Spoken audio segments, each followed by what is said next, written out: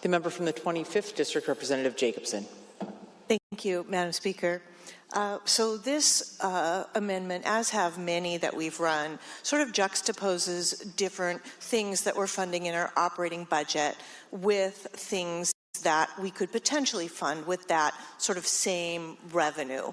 And so looking at the one side, it would be a good idea to make sure that PEB and SEB fully reimbursed hospitals, or at least reimbursed hospitals at the rates they're doing now, rather than cut those reimbursements to hospitals, because what's going to happen is we will cut those reimbursement rates to hospitals, and then that spending or that money, the hospitals have to make it up from somewhere, and a lot of them are losing money right now. Mine is. Anyway, they have to make up that revenue somewhere, so it's just going to go to people who are paying for private insurance. And as I sit down and look in my living room, as I did our taxes just recently, at whether or not I'm going to be able to retire, healthcare costs are a huge part of that.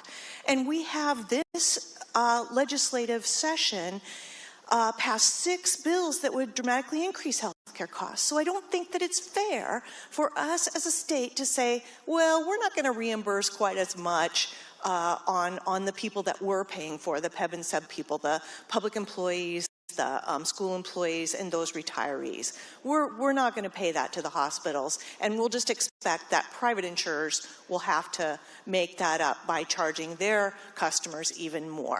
So that's the get from this amendment, is we would make sure that we don't do that to PEB and SEB, and we don't try to fund our budget on the backs of those who are paying private insurance.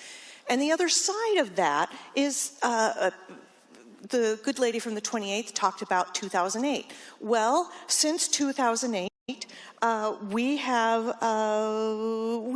increased our admin at our universities 52%.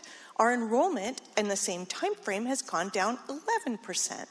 So let's take a look at those FTEs and sort of do a readjust and make sure that we're not looking at so much increase in admin.